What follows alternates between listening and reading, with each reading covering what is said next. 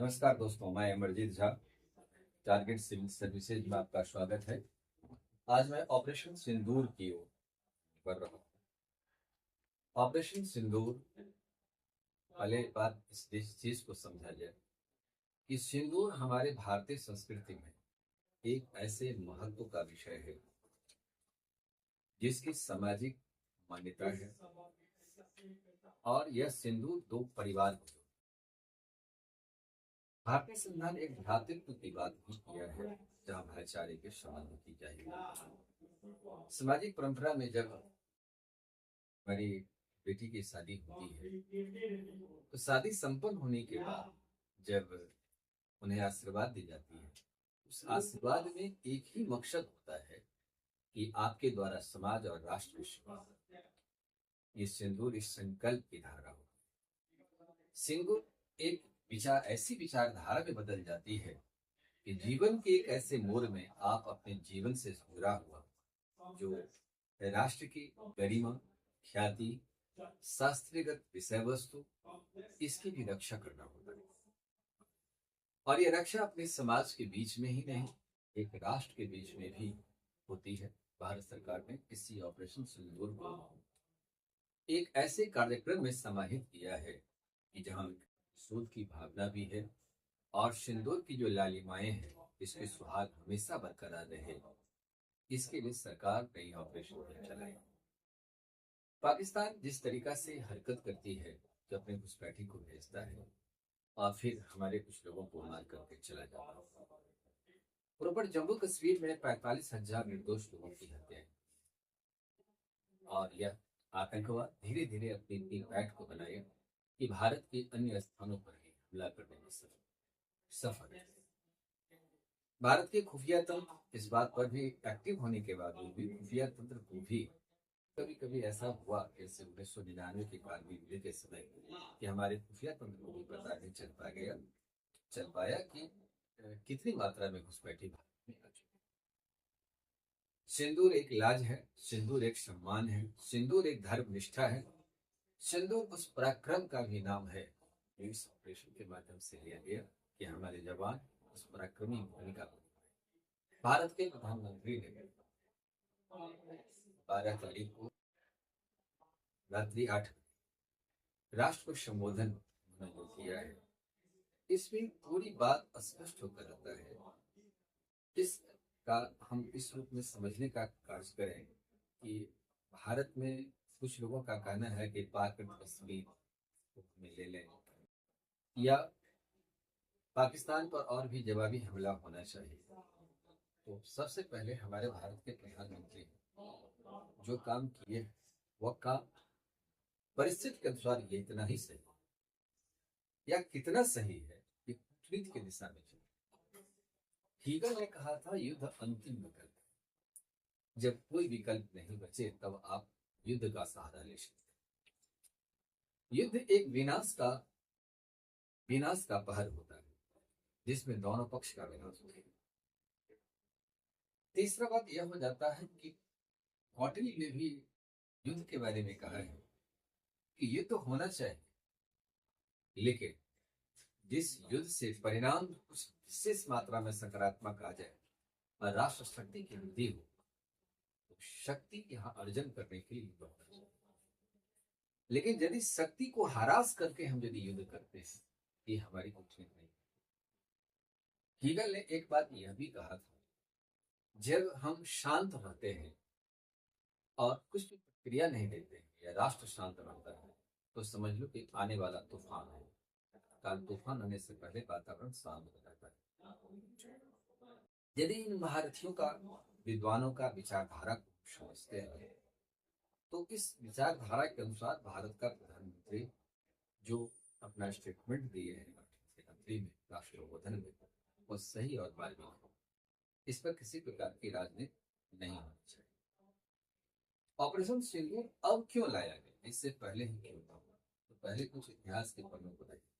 भारत पाक के बीच यदि हम युद्ध की बात करें, तो जो जम्मू कश्मीर एक स्वतंत्र रियासत हुआ करता था और वह निर्णय लेने में वह विलंब किया कि पाकिस्तान ने विलय कर भारत, लेकिन जब कवालियों के द्वारा आक्रमण भारत पर हुआ 47 में, तो सर हरि सिंह ने इस आक्रमण की आक्रामकता को देखकर भारत में विलय करने का फैसला लिया और संपूर्ण जम्मू कश्मीर का विलय भारत में करने का निश्चय किया। अभी जम्मू कश्मीर पर जो हम अंतर्राष्ट्रीय सीमा रेखा, वो अंतर्राष्ट्रीय सीमा रेखा दायरे में हमारा पूरा जम्मू कश्मीर भारत और पाक के बीच में खटास होने के बहुत सारे कारण थे, लेकिन जम्मू कश्मीर एक अहम मुद्दा है और पाकिस्तान की राजनीति में इस क्षेत्र को प्राप्त करने के लिए वह इस प्रकार का आतंकवादी गतिविधि को बढ़ावा देना उस शुरुआत से ही जारी किया, घुसपैठी को भेजता था और इस मानसिकता का आधार बना करके जम्मू कश्मीर में 370 की समाप्ति से पहले यह कहीं न कहीं पाकिस्तान को सपोर्ट, वक्त की मांग थी 370 को यहाँ पर हटाना था और 370 यहाँ शांति और अमन का रास्ता है। 1947-49 की हालात रहा और 49 तक जो स्थितियां पैदा हुआ था कश्मीर के बारे में, वो भारत भी अपने वहां की जनता को अपने पक्ष पे लाने की बात करता है। 1965 में जब आक्रमण हुआ था, पाकिस्तान में आक्रमण हुआ, तो ऑपरेशन जिब्राल्टर, लाल बहादुर शास्त्री भारत के प्रधानमंत्री थे, बहुत ही मैन ऑफ पीस थे। उनका यह था कि शांति की बात करेंगे, पाकिस्तान इसी बात को देख करके भारत पर आक्रमण करता है। लेकिन भारत का प्रधानमंत्री ने इसका जवाब जिस तरीका से दिया ऑपरेशन जिब्राल्टर के द्वारा, वो भी सक्सेस हुआ, पाकिस्तान को करारी मौत का सामना करना पड़ा। 1971 में पाकिस्तान के साथ युद्ध होता है और भारत पाक युद्ध के बीच इसका पूर्वी बंगाल, जिसको आज हम लोग बांग्लादेश कहते हैं, 16 दिसंबर बांग्लादेश, 16 दिसंबर 1971 बांग्लादेश इसका अलग हो जाता है और वह एक अलग देश बन गया, पूर्वी बंगाल एक अलग भाग में। 1999 में जब भारत के प्रधानमंत्री अटल बिहारी वाजपेयी थे, तो उन्होंने लाहौर यात्रा किया। लाहौर समझौता के बाद ये धीरे धीरे इतने मात्रा में घुसपैठी को भेजा, पाकिस्तान की ओर से भेजा गया, जो भारत में ऑपरेशन विजय चलाना पड़ा और कारगिल के क्षेत्रों में इतनी अधिक मात्रा में घुस गया था कि ऑपरेशन विजय के तहत हम घुसपैठी को मार भगाया, भारत ने यहाँ पर भी फतह। 2019 में पुलवामा हमला हुआ था, भारत में सर्जिकल स्ट्राइक 26 फरवरी 2019 को, 14 फरवरी पुलवामा हमला हुआ था, भारत ने इसका जवाब दिया। 2025 में सिंदूर चलाया गया। सवाल इस बात का होता है, रामायण में कहा गया है कि भय भी न होत न। यदि पाकिस्तान के साथ हम जितने भी युद्ध लड़े हैं, समझौता हुई है, समझौता में भारत को कोई सकारात्मक पक्ष नहीं दिखा, पाकिस्तान की बातों को मानते हुए हम चल गया, पाकिस्तान इस मजबूरी का फायदा उठाए।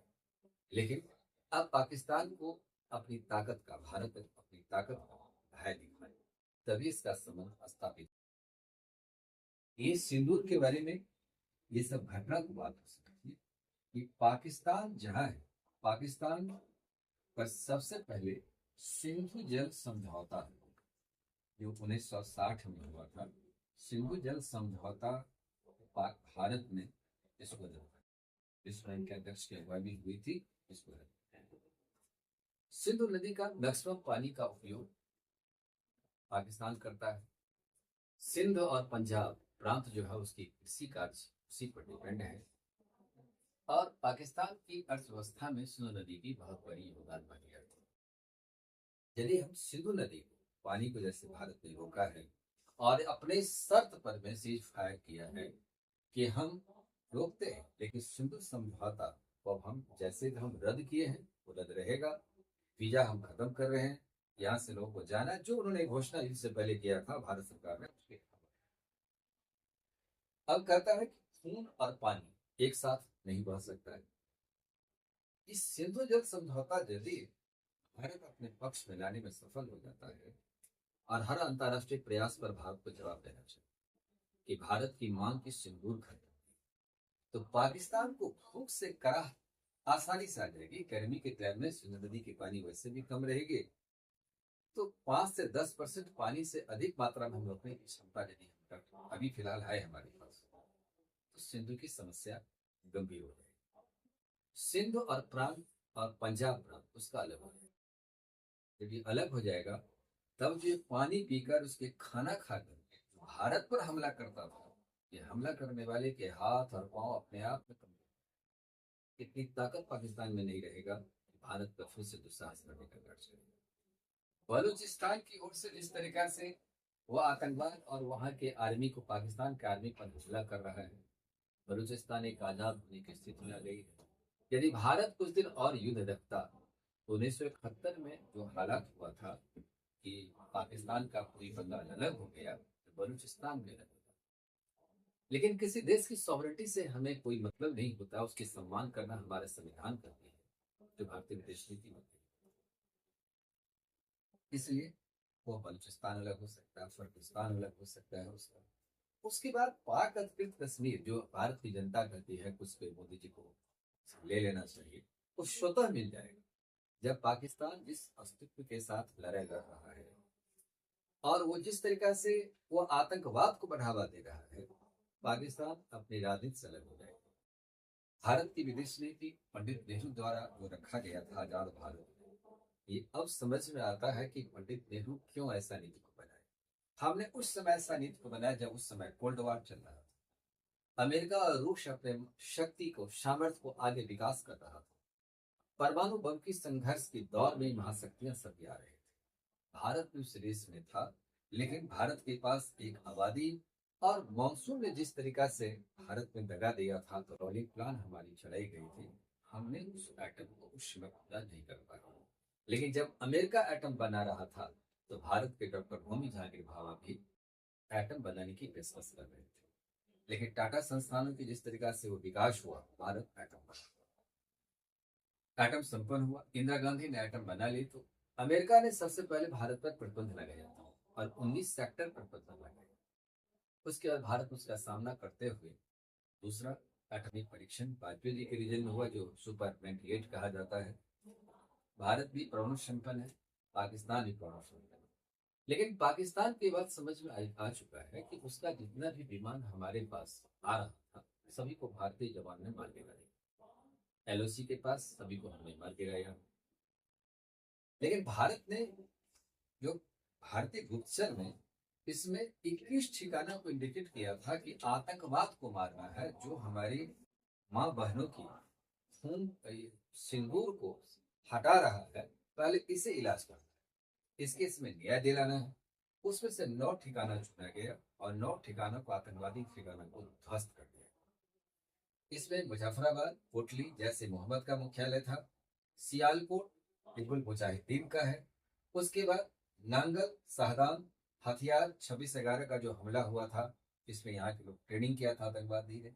बहालपुर जैसे मोहम्मद का ये मुख्यालय है, इसको ध्वस्त किया गया। सवाई नाला कैंप मुजफ्फराबाद, इसको भी ध्वस्त किया गया। मुजफ्फराबाद दरअसल पाक कश्मीर की राजधानी है, जहाँ बहुत बेहतरीन तरीका से आतंकवाद वहां पैठ बना लिया है और 100 से लेकर के 250 तक यह कैंप में, शिविर में ट्रेनिंग देता है। और गुलपुर कैंप कोटली, इसको भी ध्वस्त किया गया। वर्नाला कैंप भीमर, वर्नाला, सरजाल, तेहरा कला, नारोवाल, ये सारा कैंप आतंकवाद का ध्वस्त हो चुका है। पाकिस्तान को इतनी क्षति हुई है कि पाकिस्तान को 10 वर्ष इसको कंपनसेशन पूरा करने में लगेगा, जितने हमने उसके इंफ्रास्ट्रक्चर को भारतीय सेना ने उसको खत्म किया। अब इस बात को देखते हुए भारत यदि अंतरराष्ट्रीय स्तर पर, अब यदि ट्रंप साहब का बात आता है कि ट्रंप की बात मान लिया गया, ऐसी बात नहीं है। आतंकवाद अंतरराष्ट्रीय समस्या, हमें आतंकवाद से सामना करना है। मैंने सामना किया और विश्व राजनीति भी साथ दे इसमें, इस संघर्ष में। यदि तुर्की को देखा जाए तो मात्र पाकिस्तान के साथ है, विश्व राजनीति भारत के साथ है, क्योंकि आतंकवाद से विश्व का 60 लोकतांत्रिक देश इससे जूझ रहा है और पाकिस्तान उसका हेडक्वार्टर है और यहीं से कहीं न कहीं तार जुड़ता है। भारत में जितना भी आतंकवादी हमला हुआ, इसका पूरा साक्ष्य पाकिस्तान के साथ है, भारत उसका रिकॉर्ड रखा है। यदि भारत के पास ये रिकॉर्ड नहीं रहता तो इतने आतंकवादी कैंप क्यों ध्वस्त किया जाता। इसलिए आतंकवाद यहाँ पर समाप्त करने का भारत सरकार की जो प्रयास है, ऑपरेशन सिंदूर चलती रहेगी। अभी ये विराम फिलहाल लिया है, ये अल्प विराम में है, विराम नहीं लिया है। ये अपनी संघर्ष को आगे जारी रखे। 22 अप्रैल 2025 के पहलगाम घटना के बाद पाकिस्तान हमेशा इस बात को याद रखेगा कि घटना में जिस तरीका से भारत को क्षति पहुंचाया, तो भारत ने सिंदूर को लेकर खड़ा हो।